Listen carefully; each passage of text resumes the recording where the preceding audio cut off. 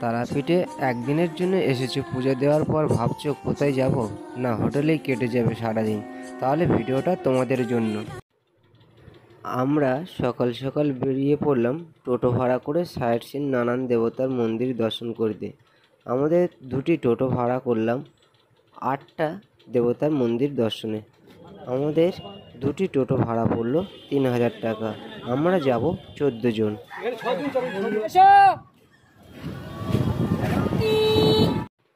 নমস্কার বন্ধুরা, WB Sundarban blog থেকে তোমাদেরকে স্বাগত জানাই।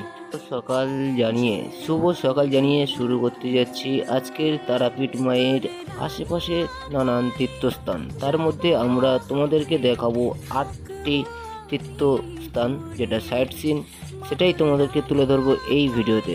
তোমরা পুরো ভিডিওটা জুড়ে থাকো, আশা করি তোমাদের খুব ভালো লাগবে।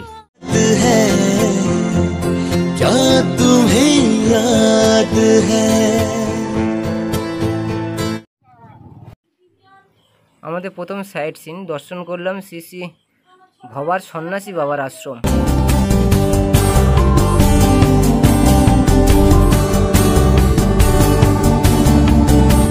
তো বন্ধুরা দেখতে পাচ্ছি আমরা এখন একটা ভবার আশ্রমে চলে এসেছি। এই হচ্ছে ভবা বাবার আশ্রম।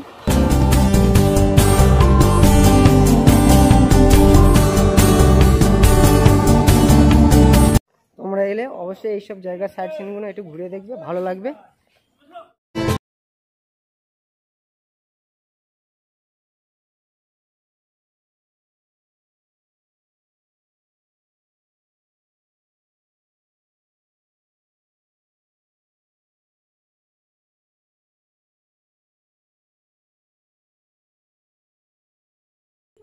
আমাদের দ্বিতীয় তীর্থস্থান হলো বাবা উত্তমেশ্বর শিব মন্দির। জয় বাবা উত্তমেশ্বর।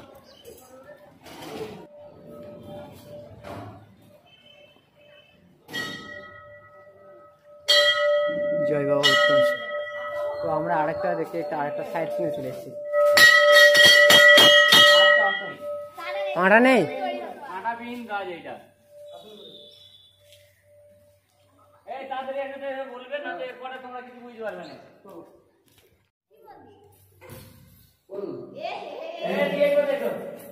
বামদেবের দীক্ষা গুরু কৈলাসপতি মহারাজ, তৃতীয় পাণ্ডব অর্জুন, ঠিক আছে। এটা বামদেবের গুরুদেব, দীক্ষা গুরু কৈলাসপতি মহারাজ। হ্যাঁ, আপনার দ্বিতীয় পাণ্ডব অর্জুন, তৃতীয় পাণ্ডব অর্জুন, দ্বিতীয় জন্মে অর্জুন হচ্ছে দ্বিতীয় জন্মে। এই দ্বিতীয় জন্মের বামদেবের দীক্ষা গুরু কৈলাসপতি মহারাজ, তৃতীয় জন্মের মানে গুরু হচ্ছে এই, মানে জন্ম করে এই গুরু বামদেবের দীক্ষা গুরু বামদেব কৈলাসপতি। ঠিক আছে।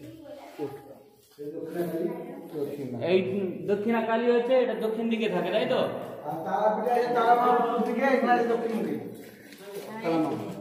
তারাপীঠ আছে এই মুখে আছে, তারামা।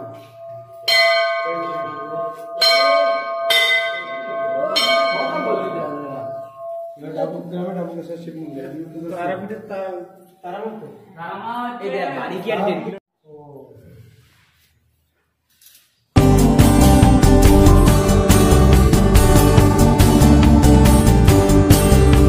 এটা পুরো এর মধ্যে ছিল, জঙ্গলের মধ্যে। তা মা কুন্তী জানিয়ে ছিল ছেলেদের মেয়েদের জন্য ছেলেদের জন্য কোনো আহার বা ফল কিছু পায়নি। তা মা অভিশাপ দিয়েছিল যে আমি যখন জ্বলছি ছেলে মেয়েদের নিয়ে, তো তুমিও জ্বলো বলে অভিশাপ দিয়েছিল। তার জন্যে চারিদিকে মুসলিম দিয়ে ঘেরা, চারিদিকে মুসলিম একসঙ্গে, হিন্দু মুসলমান একসঙ্গে পূজা হয় এখানে, ঠিক আছে।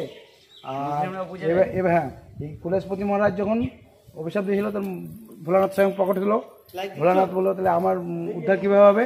তখন বললো যে আমার ছেলে তৃতীয় পাণ্ডব অর্জুন যখন দ্বিতীয় জন্মে কৈলাসপতি এভাবে প্রতিষ্ঠিত হবে, বামদেবের দীক্ষা গুরু, তখন তোমার মন্দির হবে, তোমার তখন পুজো অর্চনা হবে, সব হবে। তখন কৈলাসপতি মহারাজ এখান থেকে অমরনাথ যাত্রায় বেরিয়েছিল। তা অমরনাথ যাত্রায় যাওয়ার সময় আপনার কাশ্মীরের রাজারানী একটা কম্বল ভিক্ষা দিত, আর বৈঠকখানে রেখেছিল ওনাদের বিশ্রামের জন্য। পরের দিন ওরা যেত। তা রাত্রে রাজা রানীকে বললো যে একটা তাহলে হোমযজ্ঞ করুন। কোন পেয়াদার কাছে ওনাদের কোনো পুত্র সন্তান ছিল না, তাই সেই সন্তানের জন্য একটা হোমযজ্ঞ করলো। তা রানীমাকে আশীর্বাদ করলো যে 1 বছরের মধ্যে তোমার পুত্র সন্তান প্রাপ্তি হবে।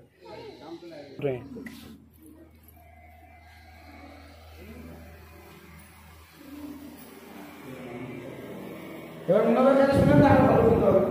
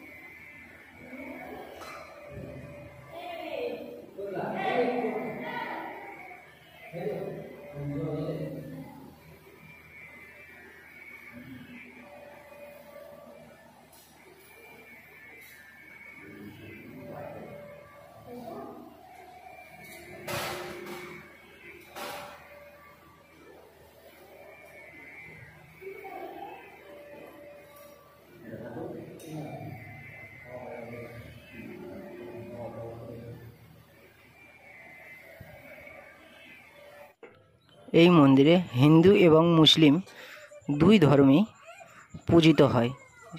আমরা মন্দিরের আশেপাশটা ঘুরে দেখলাম, পুরো অবিকল পুরীর জগন্নাথ মন্দিরের মতো ডিজাইন এবং নকশা করা। ধরে না এক পা।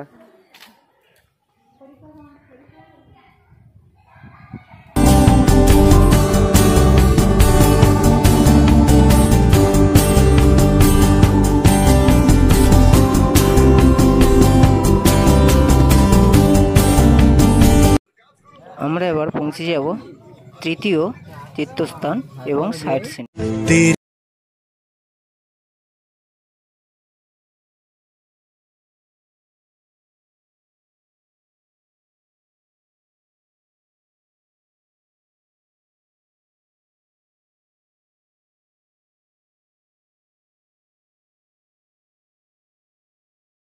জয় তারা, জয় মা তারা,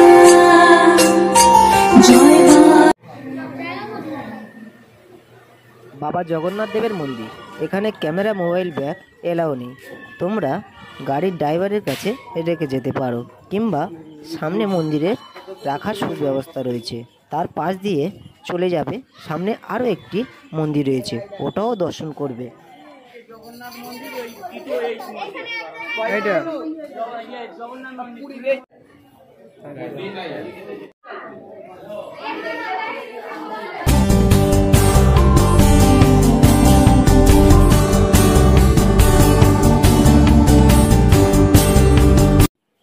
জগন্নাথ দেবের মন্দির দর্শনের পর সোজা চলে আসবে এই মন্দিরে।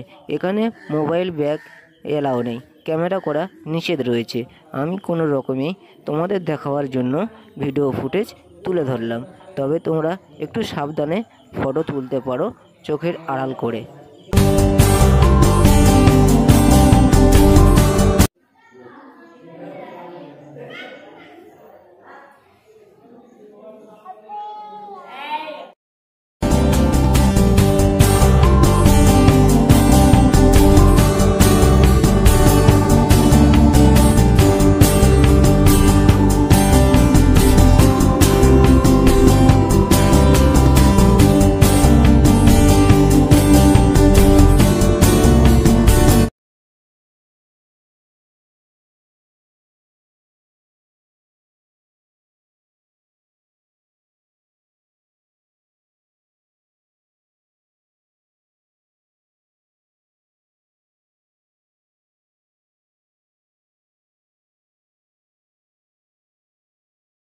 এই সমস্ত সাইট সিনগুলো দেখতে ভুলবে না, খুবই সুন্দর একটা তীর্থস্থান দেখতে হচ্ছে। এটা হচ্ছে ইসকন।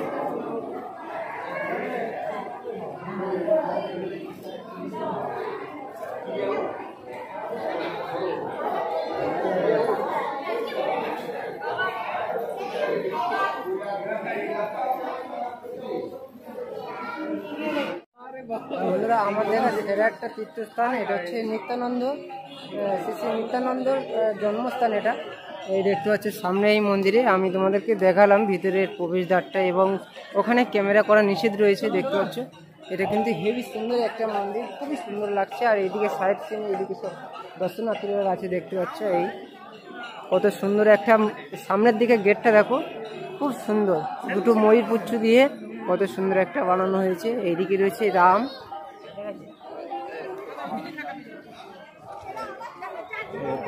কত সুন্দর দেখো।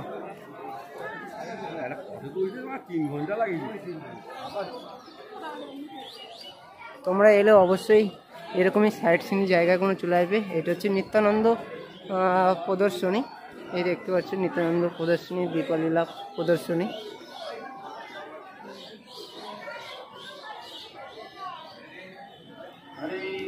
সাইড সিনে কোনো সময় যদি তোমরা আসো, তারাপীঠে মন্দির যদি আসো, এই সাইড সিনগুলো দেখতে কিন্তু ভুলবে না। তো এই বৌদি আর দাদা রয়েছে, তোমার দেখেছো কেমন লাগলো বলো? খুব সুন্দর লেগেছে, যা দেখলে মানুষের মনকে মনোমুগ্ধ করে দেবে। আপনারা আসুন, এমন সুন্দর সুন্দর প্রতিষ্ঠানে আপনারা দেখুন, আপনাদের মন মুগ্ধকর করে দেবে। বৌদি কেমন লাগলো তো? খুব ভালো লেগেছে। স্টাফ এসছি অনেকে, মানে আমরা 14 জন এসেছি, তো 14 জনের মধ্যে 2 জন যায়নি, ওরা টোটোতে বসে রয়েছে। খুব সুন্দর কিন্তু লাগছে। এই যে সাইড সিনের যে গেটটা রয়েছে না, এই গেটটা আমার খুবই ভালো।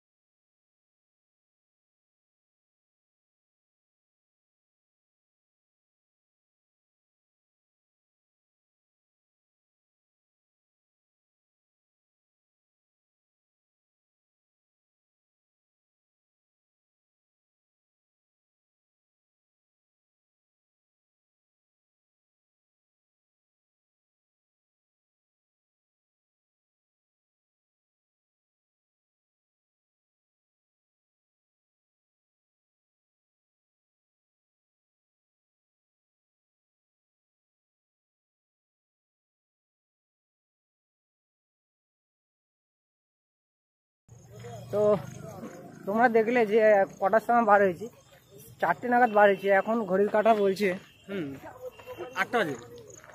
এখন ঘড়ির কাঁটা দেখতে পাচ্ছ বন্ধুরা 7টা 54। তো যাই হোক, এখন আমরা যাব নারায়ণ মন্দিরে। তো এই হচ্ছে সামনের মূল গেট।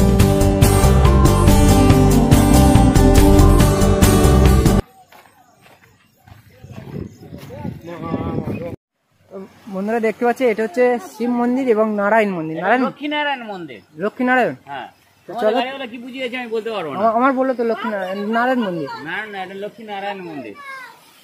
তো বন্ধুরা তোমরা দেখতে পাচ্ছ যে এখন আমরা কিন্তু নারায়ণ মন্দির উপর দিয়ে উঠছি। এই দেখো কত সুন্দর একটা সিঁড়িপথ, এই সিঁড়িপথ দিয়ে গেলে আমরা দেখতে পাবো নারায়ণ মন্দির এবং লক্ষ্মীনারায়ণ মন্দির। এই হচ্ছে বাবার শিব বসে রয়েছে পুরো, আর এখান থেকে ঝর্ণার জল পড়ছে।